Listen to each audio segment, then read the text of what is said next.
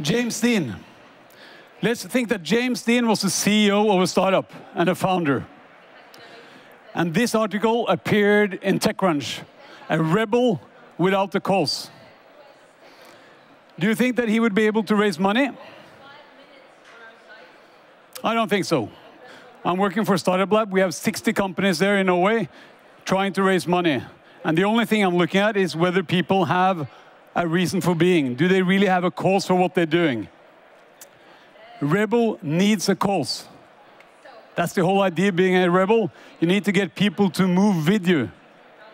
Okay? So what are driving these rebels? They change the rules. They're not breaking the rules. They might be bending the rules, but they want to change the rules. They don't accept status quo. They change the world. And how do they do that? Simply by asking one question. Why? Why? Why should Sony and Universal own the music industry?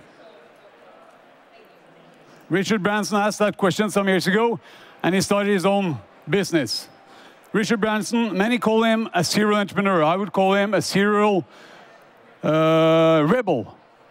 He's changed and he challenged so many industries. But even serial rebels can be challenged by other rebels that are asking the same question, why? Why should people go to the Virgin record store to buy a record?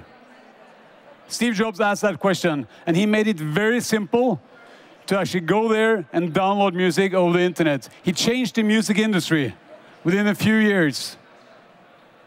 But how many of you today are buying your music from iTunes?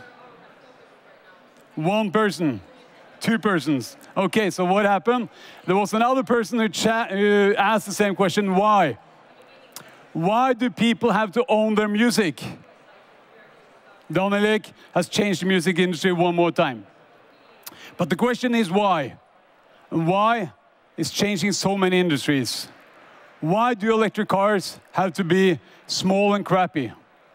Why can I not rent out an air mattress in my home? And why can I not use my own car as a taxi? These people are asking the same question, why? And it's changing industries. In Los Angeles and San Francisco, the taxi market is down 60% just over the last 2 years, because one person was asking the question, why? And why was also the question that Jon von Tetzschner and Geir Ivarsøy, who started Opera Browser, the Opera software, back in 1995, they asked this question, why is not internet accessible for everyone? And the players out there at that time were Microsoft and Netscape, and they were just going after the big corporates at that time. But Jon and Geir, they saw that internet was going to change everything, especially in the emerging market. They wanted to make a browser that could fit onto all computers and devices.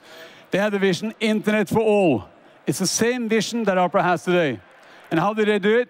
They made a browser that could fit into old machines. They made a small browser. So when Microsoft and Netscape they made the browsers bigger and bigger, coming up with 50 meg in size, these guys managed to have the browser on a floppy disk. And when this guy came along and asked, Jon, could you please make me available to surf?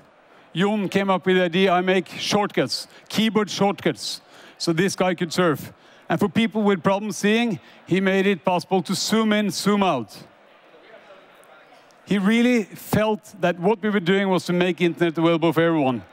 And he only hired people that shared his vision and shared the values.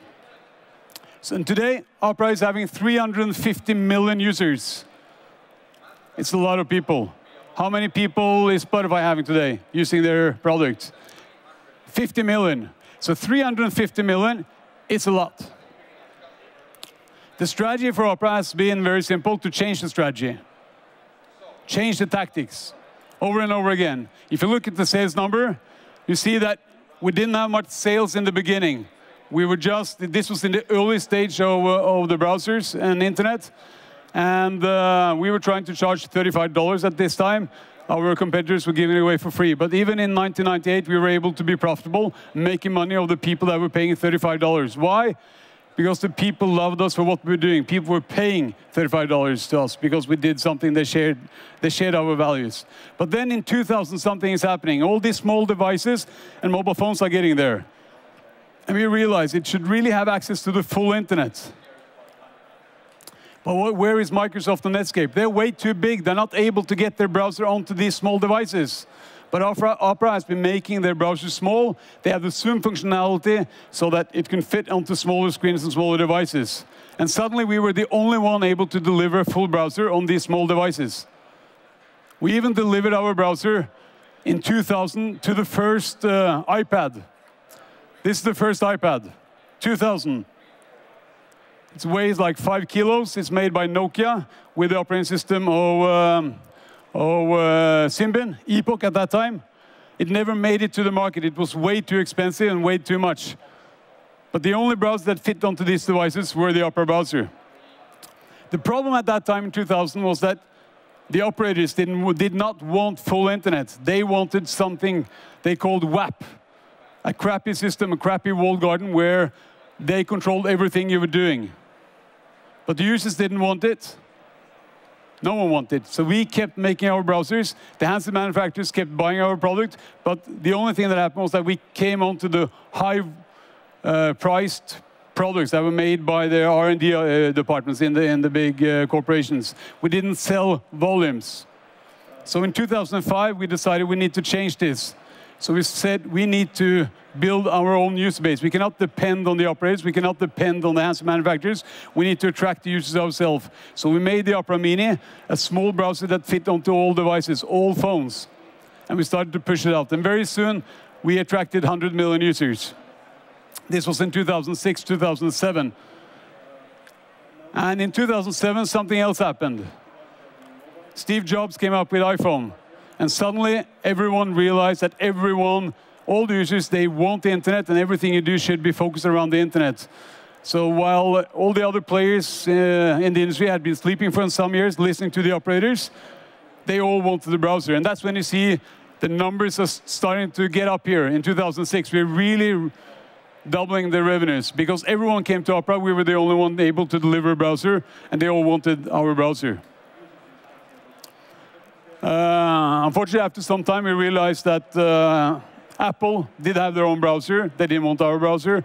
And Android had their own browser, didn't want our browser. So we needed to do something else. We needed to do something with all the users. We had a couple of 100 million users at that time. We realized we need to make money on these users. And how do you make money on users? When you give the products away for free, you need to go into mobile advertising. So we acquired a company in 2010, 11, AdMarvel. We acquired the company for $6 million US with a big earnout. And today, AdMarvel is accounting for more than 50% of Opera's revenues. Been growing the company big time. But why do rebels succeed?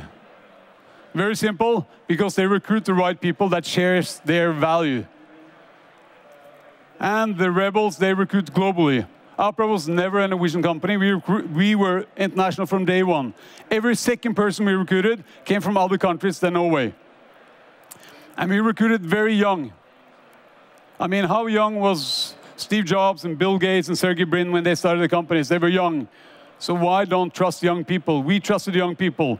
This is Tatsuki, a Japanese guy coming to Opera when he was 22 years old.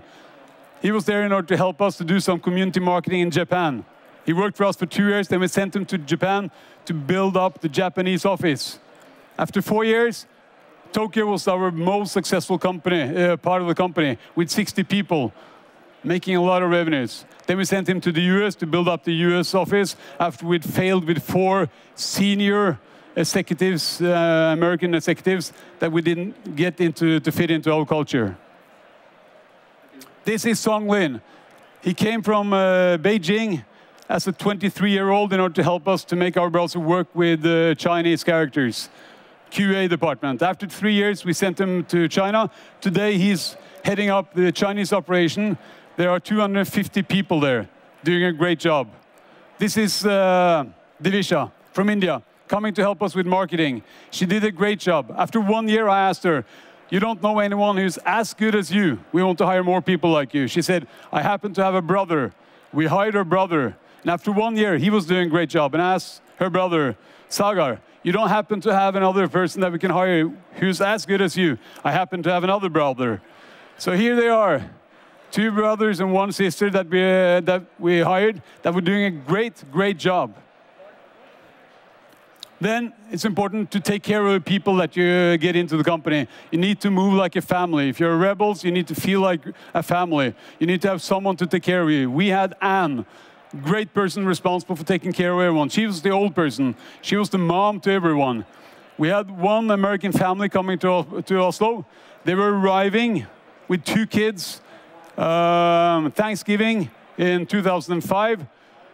And it was raining and snowing. They came from sunny California. What do you do then? They came to the apartment. When they came to the apartment, it looked like this. Okay? The turkey was in the oven. Anne had been there and welcomed them. That's the way you want to do to take care of your people. When you are a rebel, you very seldom have a lot of money to do marketing. You need to be smart in what you do. So back in 2001, first time when we tried to be on a show, this was PC Expo in New York. We could not afford a booth inside. So what we did, we rented this limo that we could afford, a stretch limo, and we found out this is the hotel where our journalists are staying, and this is the area where the show is. It takes 15 minutes to walk. No American journalists are walking. We give them a ride. So in that limo, we had 2 people serving some drinks, but more importantly, they gave them the introduction of opera. They showed how opera was working. Throughout 4 days, we had 372 journalists in that limo. 370 journalists that got personal contact with opera. These 370 journalists are mostly journalists today also. They still love opera for what we were doing. You need to tell stories. Stories is really what people care about. Stories spreads. And if you don't have a story, you create one. So this is in 2003. We didn't have a story. We were launching a new product, so we decided, Jon, you, our CEO, you're betting that if you reach 5 million downloads within 1 week, you will swim Oslo, New York. Okay? We knew that he was going to lose. We sent out the press release about the bet. It was picked up. We sent out the press release after 2 days when he lost the bet. Jon is going to swim in 10 days. Journalists started calling us. And the day he was jumping into the water, we sent a new press release. Jon has started his swim. He will swim. He will go through Iceland and then to New York. He will arrive in 17 days. I mean, New York Times called us and said, do you really think he's going to make it? And Jon is still into it about this story still. Engage your followers. This is probably the most important thing you do when you're a small rebel company. You need to get your users to promote you. So when we were traveling, we went out to our users, our ambassadors. We said, we're coming to Ho Chi Minh on next Monday. Would you like to go for dinner? So we had dinners all over the world with the people that were our ambassadors. Okay, make mistakes is important. And you have to accept that you're making mistakes. We did a lot of mistakes. Some mistakes we were laughing about, some we were crying over. I just have time for 2 of them. One is Apple. We were invited to Apple, to Cupertino. When we came there, there was a big Norwegian flag on top of the main building. That's a good start for a meeting, I promise you that.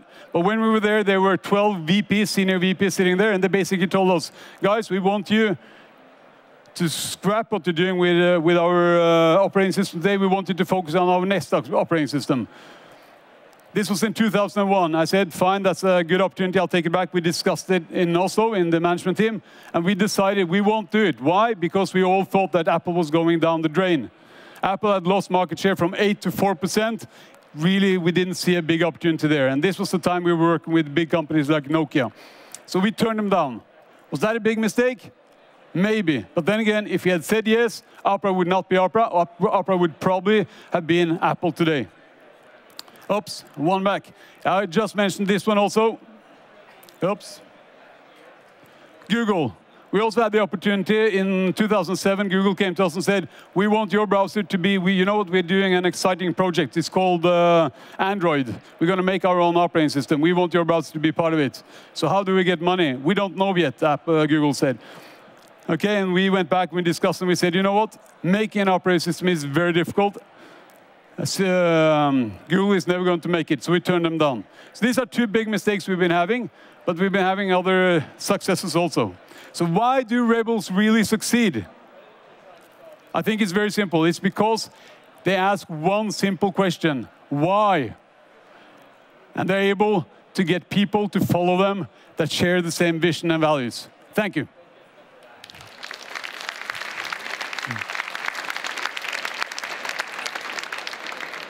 Any questions?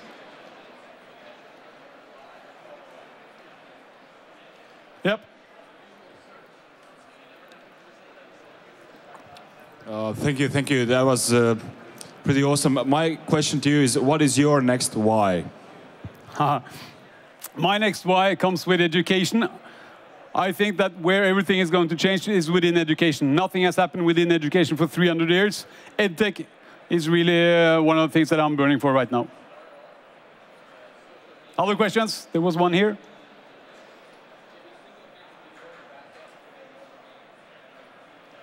Okay, thank you.